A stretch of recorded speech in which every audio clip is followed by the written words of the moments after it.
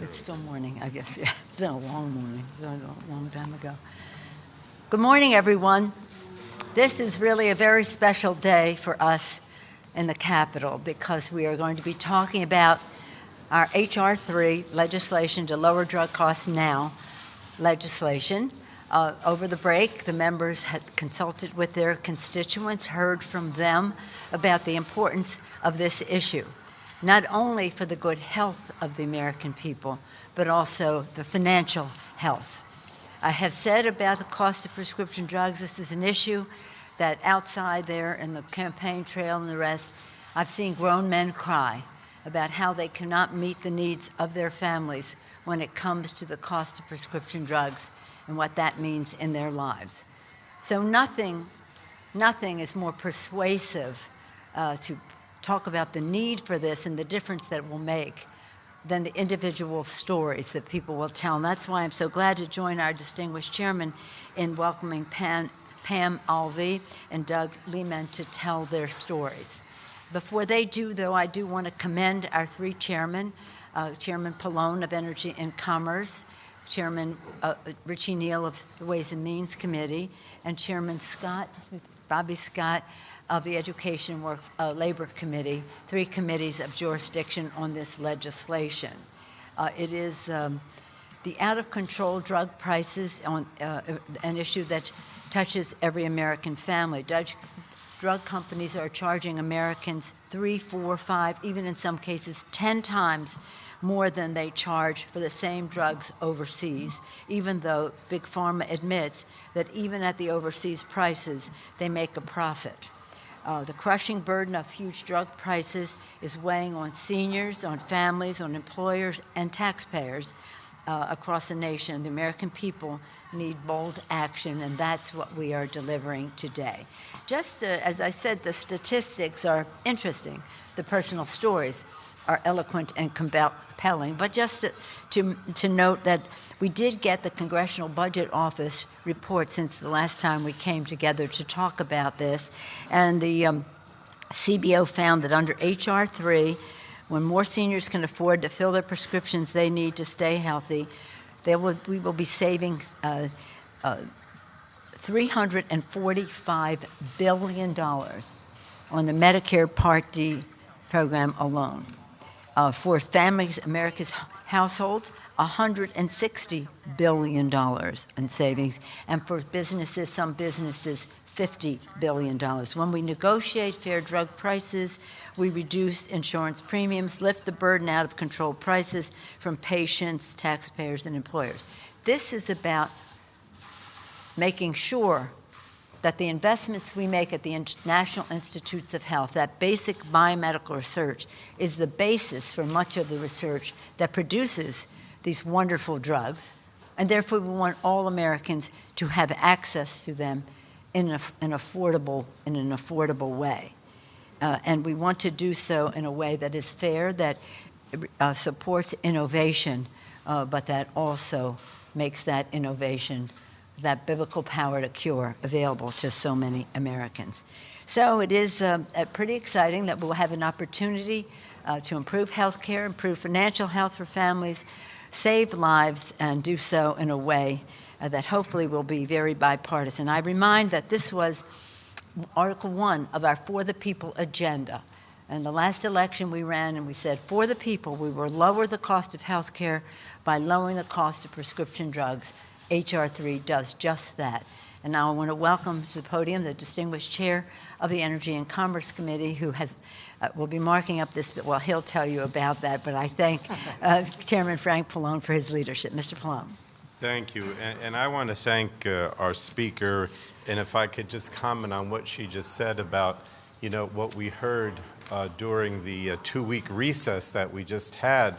As the speaker said, this was part of the For the People agenda. And what I heard in the last 2 weeks when I was home was, first of all, that this was really something that people felt would give them relief, as you said. In other words, this is real. This isn't just pie in the sky. This is something that hits them immediately to know that we're really going to do something or trying to do something that will actually make it easier for them to access prescription drugs, to get the drugs that they need, to save money that they, could rightfully be using for, their utilities or their rent or whatever else. And that's why that's one of the reasons that it hits home so much with the American people. And then the second thing that the speaker said, which is so true, people are outraged. When I was home, people were just outraged by the fact that they pay so much more than people pay in other countries, 4 or 5 times as much, depending upon the drug. They're just absolutely outraged by that, and they think it's totally unacceptable. So, as the speaker mentioned, our 3 committees are going to begin the process of marking up the bill tomorrow. In Energy and Commerce, I just wanted to mention a couple things changes that we have in the bill. We introduced, or we released to the press, a substitute this morning that has some of these changes, and I'll be brief, Madam Speaker. But first, we've included a phased-in increase of the minimum number of drugs that the HHS Secretary must negotiate on. As you know, we have 250 drugs that will be considered, at least 25 per year. But what we're doing is we're going to say that the number would be increased to at least 30 drugs beginning in year 5 and then 35 drugs beginning in year 10.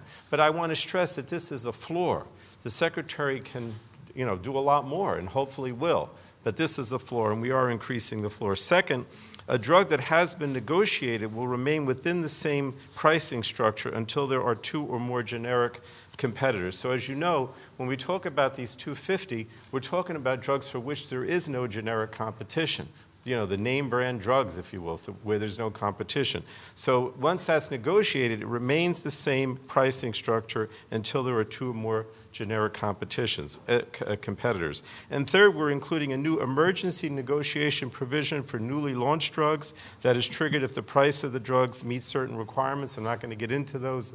But the bottom line is there was some concern that for newly launched drugs, because there is an international price, that we needed to do something special, and that's what we're doing. And then fourth, we've added a new title on drug transparency that's based on Representative Schakowsky's Fair Drug Pricing Act. And, I think transparency is important. People need to know why drug prices are increasing, and I think if we have transparency, that's going to go far towards addressing the pricing issue. Now, the last thing I wanted to mention before I introduce Pam Alvey is the speaker mentioned the Cbo Score. We did get a preliminary score last Friday. As the speaker mentioned, it saves $345 billion between 2023 and 29. That's a huge savings, but again, that's only for Part D. We still expect additional savings, probably a lot more, when we get a final score that's not just limited to Part D. But also, the CBO estimated in this preliminary analysis that on the first group of drugs negotiated during the first year, prices would fall by 55%.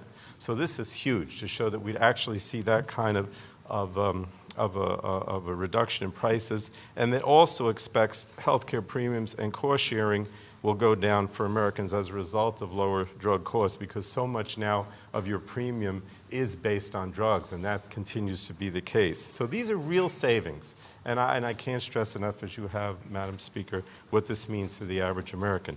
Now I wanted to introduce Pam Alvey. She's from Indiana. She has she's a type 2 diabetic and is currently on 15 different medications. And Pam, thank you so much for being here today. Oh, my pleasure. It's an honor to be here with all of you. I didn't expect all of you.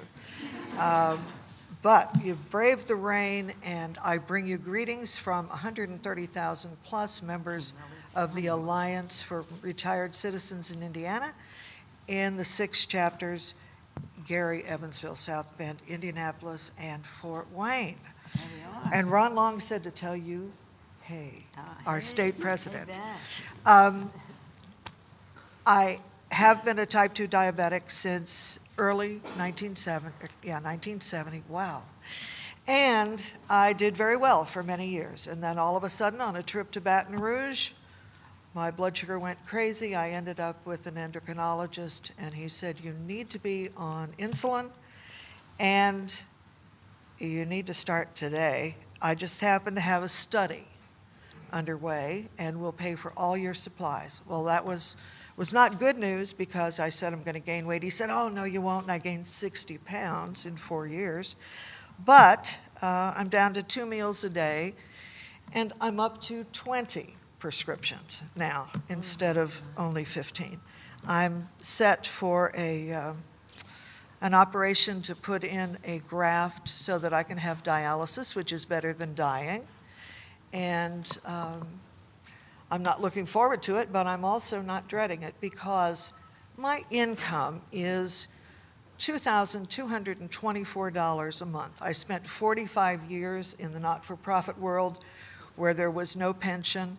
I had to retire unexpectedly, subsequently had heart surgery, breast cancer surgery, and I was just feeling glad to be alive, but then I was getting free insulin.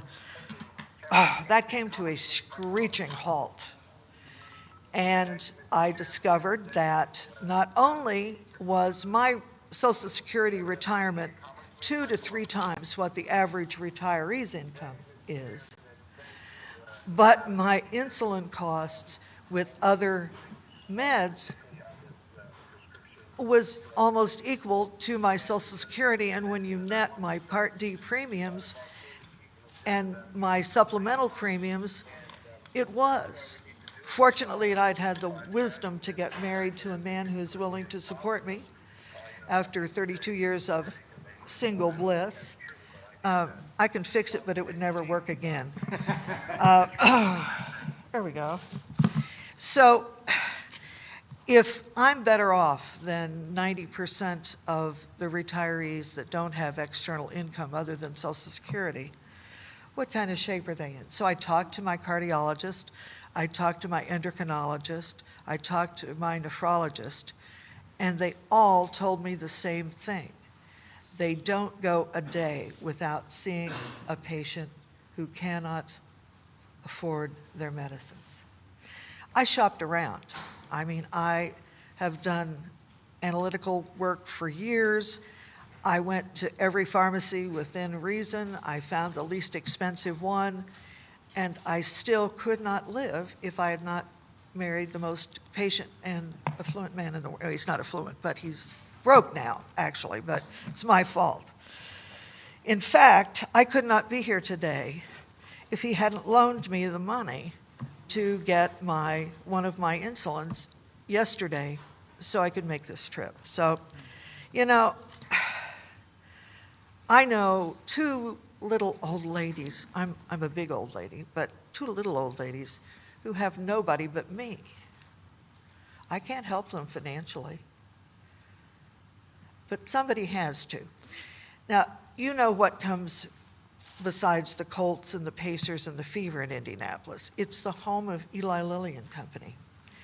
And you're fortunate enough to have Mr. Azar, Secretary Azar, at Health and Human Services. They've come out with a generic of one of the insulins that I take, and it finally hit the market yesterday. I was so excited until I learned that I have to have a new prescription because it's not AB certified yet. But anyway, when there are choices, things are always less expensive. But there are so many drugs that, number one, my supplemental insurance will not cover, some that they dropped in the middle of the contract period, and so now I'm paying full bore, and there are others, thank God, that are $3.45, and I can do those all day. But the opportunity for heroes in this is almost overwhelming.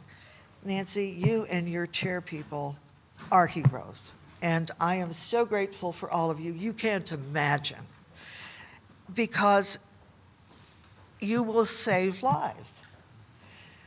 Yesterday, my nephrologist said she had one patient who could not afford his anti-rejection drugs, and rather than suffer a low and deadly decline, he committed suicide. I would kill somebody else rather than myself, but that's just me. Anyway, we can do the job.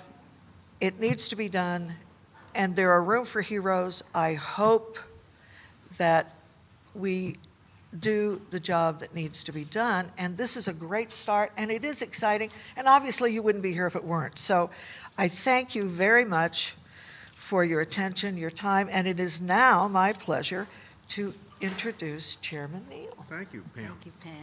Thank you. Thanks, Pam. Yeah.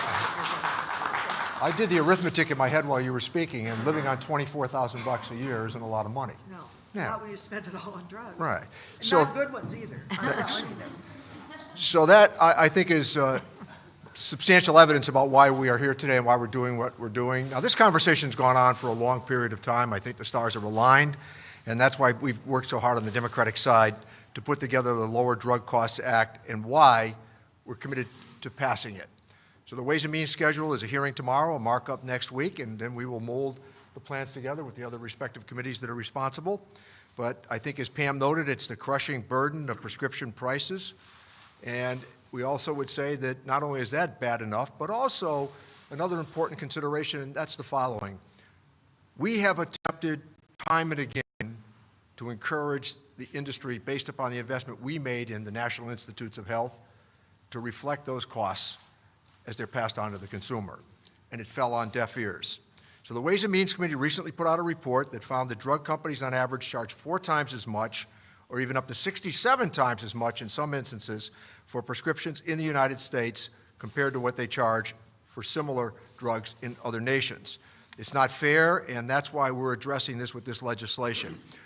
As you know, the Secretary of HHS, as Pam noted, is in a position to lower drug prices through negotiation that is overwhelmingly supported by the American people. But our bill goes even further. Our legislation caps Medicare beneficiaries' out-of-pocket spending on prescription drugs at $2,000. That bears repeating, at $2,000. So thanks to this cap and negotiated prices, we think that more people will be able to afford their prescription costs than have been able to in the past. With more Americans taking these prescriptions as they're prescribed, families will be healthier and premiums will be stabilized and in many cases go down. So I want to thank Speaker Pelosi and the committee chairs for their leadership on this issue. We said we were going to do this. And today we're offering up the architecture for precisely that. So let me turn the microphone over to Doug Lehman, who is from Iowa, who's going to tell us about his own personal experience. Doug. Thank you. My name is Doug Lehman. I'm from Sioux City, Iowa. And at 15, I was in a hunting accident and lost my first kidney. 40 years, I lived the dream. And then high blood pressure, diabetes set in, and I was on dialysis for a long period of time. I was the fortunate one to get a transplant, but after the transplant, I eliminated some of the shots, but I'm still on 30 pills a day.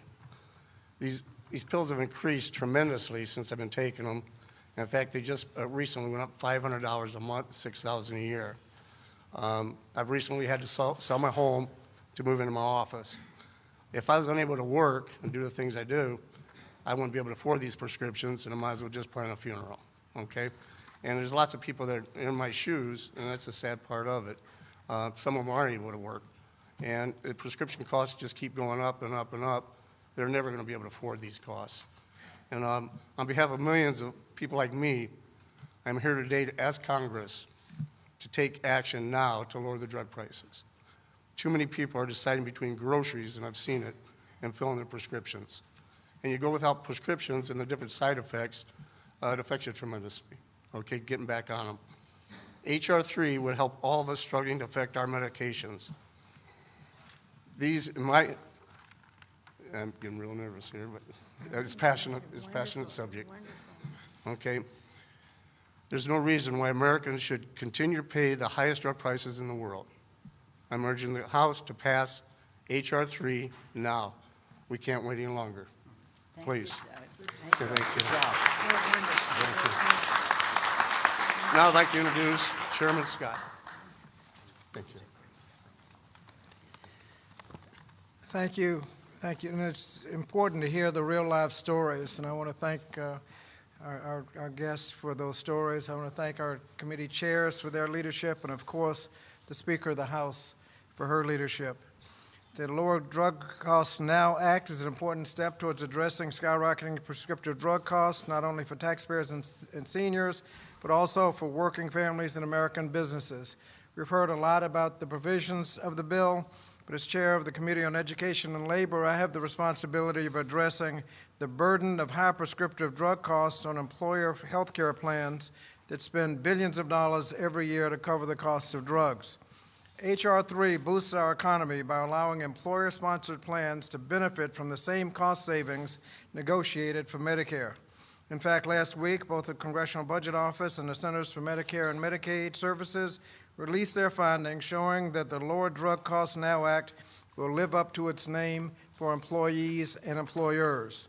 According to those analyses, the legislation will not only save $345 billion just on Part D, it will also save $46 billion in healthcare costs to private employers and $55 billion for workers over the next 10 years. I look forward to marking up the bill tomorrow with my colleagues on the Committee on Education and Labor, advancing it through regular order, and passing the Lower Drug Costs Now Act on the House floor. I want to thank the Speaker and my colleagues for their leadership in promoting the legislation, and now it is my honor to yield to a strong advocate for lower drug prices, a gentleman from Texas, Colin Allred.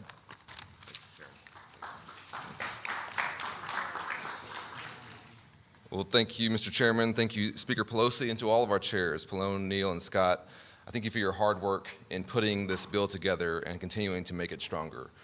Also, it's good to be here with my fellow freshman, Congresswoman Katie Hill. We were both elected to get something done on this very issue. The high cost of health care and the high price of prescription drugs are the things I hear most about when I go home to North Texas. At a recent roundtable in Garland, Texas, I heard from Shane, who was diagnosed with type 1 diabetes when she was in college. Shane has a good job that pays her well, but with the high cost of insurance and the high cost of her insulin, she said she has to think twice about going to the doctor and how much insulin she uses. Fighting back tears, Shane told me she wants to stay healthy so she is not a burden on the healthcare system. But she struggles to do that as costs go up and up and up. She told me how she stands in line and wonders if she's going to be able to afford the insulin she needs to stay alive. That's sadly all too common, as 1 in 4 folks with diabetes ration their insulin because of the high cost. People are hurting. American seniors and families should not have to pay more for their medicines than what the drug companies charge people in other countries for the same drugs. It's just common sense. There's bipartisan agreement here. The president said he supported efforts to lower the cost of prescription drugs, and this bill does just that. Through powerful new tools, Medicare will negotiate directly to lower drug prices and stop the price gouging that is hurting the American people. This will lower drug prices for all Americans, including those with private insurance. North Texas gave me the opportunity of a lifetime to represent my home in Congress. I was raised by a single mother who was a public school teacher in Dallas. I was a YMCA kid, and it's because of my community in North Texas that I've been able to chase my version of the American dream. But sadly, the cost of prescription drugs is making it harder for too many of our fellow Americans to chase theirs. We cannot let the crippling cost of prescription drugs get in the way of someone living their version of the American dream. I'm ready to get to work to help pass this bill and to work with leaders in both parties to get it signed into law. Thank you to everyone who's been a part of this. And with that, I'm honored to turn over to my colleague from California, Congresswoman Katie Hill.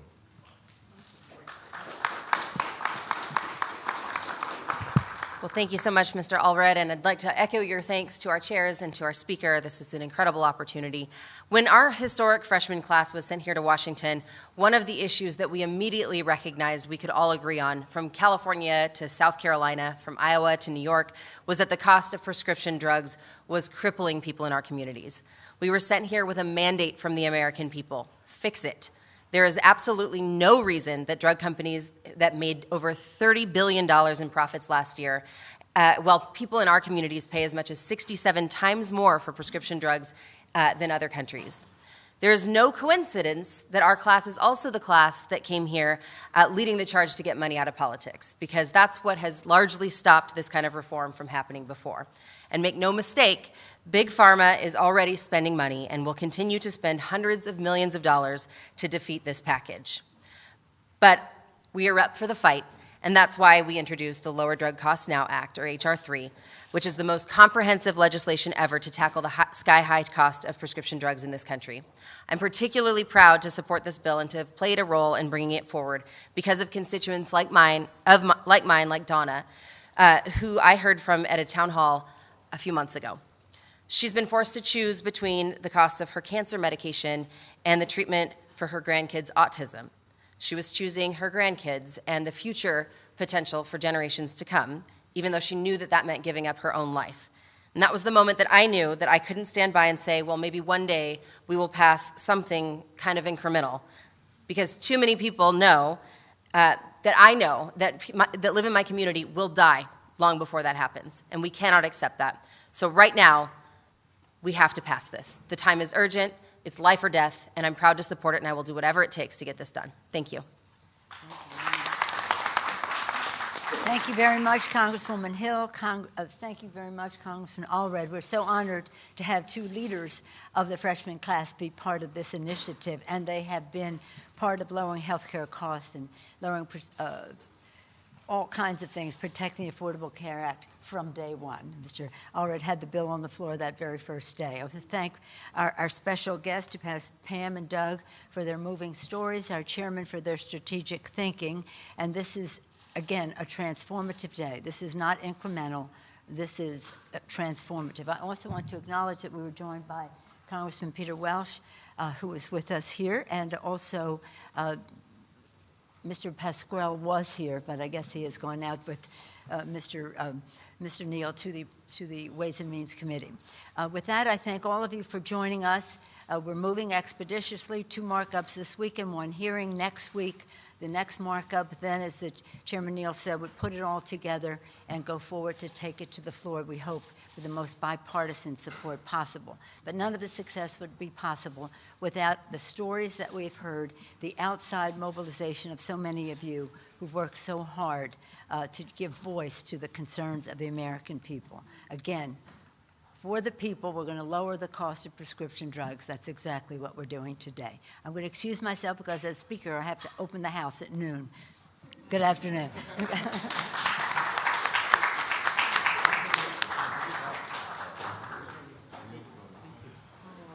this way or which way? Either. Okay.